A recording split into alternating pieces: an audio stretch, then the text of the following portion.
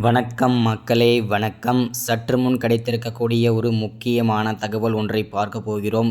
சற்று முன் வீடு புகுந்து தூக்கிய அமலாக்கத்துறை. இதனால் முதல்வர் ஸ்டாலின் கவலைக்கிடமாக இருக்கிறார். யாரை? திமுகவின் முக்கிய பொறுப்பில் இருக்கும் முக்கிய புள்ளியை அமலாக்கத்துறை அதிரடியாக தூக்கியிருக்காங்க. வீடு புகுந்து தூக்கியிருக்காங்க. ஸ்டாலின் இதனால் என்ன காரணத்திற்காக கவலைக்கிடமாக இருக்கிறார் என்றுதான் இந்த ஒரு வீடியோவில் தெளிவாக துல்லியமாக பார்க்க போகிறோம். அதற்கு முன்பு நமது சேனலுக்கு நீங்கள் புதிய பார்வையாளராக இருப்பதற்கு வாய்ப்புகள் நிறையவே இருக்கிறது. ஸோ முடிஞ்ச அளவுக்கு எல்லோரும் மறக்காமல் சப்ஸ்கிரைப் பண்ணிவிடுங்க. சப்ஸ்கிரைப் பண்ண உடனேயே பக்கத்திலே ஒரு பெல் பட்டன் வந்துடும். அதை கிளிக் பண்ணி ஆல் என்ற ஆப்ஷனில் போட்டு வச்சுக்கோங்க.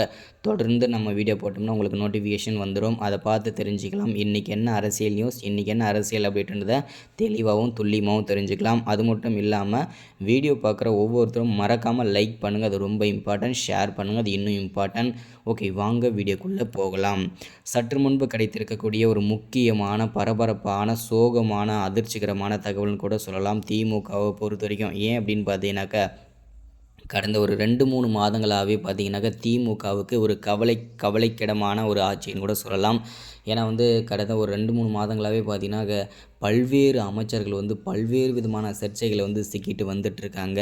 ஸோ அந்த வரிசையில் சற்று முன்பு வீடு புகுந்து தூக்கிய அமலாக்கத்துறை. யார் அந்த திமுகவின் முக்கிய புள்ளி அப்படின்னு தானே கேட்குறீங்க? கண்டிப்பாக சொல்கிறேன். வேறு யாரும் இல்லைங்க, முன்னாள் அமைச்சராக இருந்த ஒரு முக்கியமான புள்ளி வேறு யாரும் இல்லைங்க, முன்னாள் அமைச்சரான பொன்முடி அவர்கள் தான் தற்போது இந்த சர்ச்சையில் சிக்கியிருக்கிறார். அமலாக்கத்துறை அதிரடியாக அவரை கைது செஞ்சுருக்காங்க. இது பெரும் பரபரப்பை ஏற்படுத்தியிருக்கு திமுகவை பொறுத்த வரைக்கும். இதனால் முதல்வர் ஸ்டாலின் பேரதிர்ச்சியில் இருக்கிறார், கவலைக்கிடமாக இருக்கிறார்.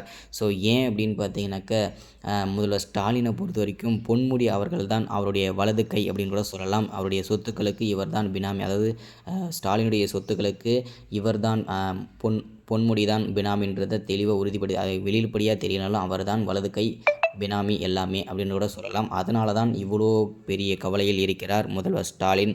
அவர் தவறி அமலாக்கத்துறையிடம் ஏதாவது லீக் அதாவது பார்த்திங்கன்னா சொல்லிட்டார் அப்படின்னா அடுத்ததாக சீண்ட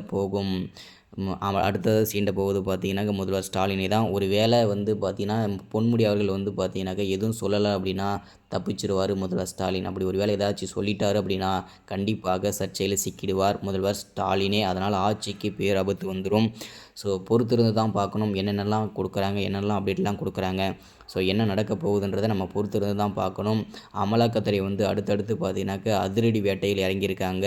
ஸோ இதை தொடர்ந்து பார்த்திங்கன்னா அடுத்தும் இன்னும் பல அமைச்சர்கள் கைது செய்யப்படுவார்கள் என்பது உறுதிப்படுத்தியிருக்காங்க.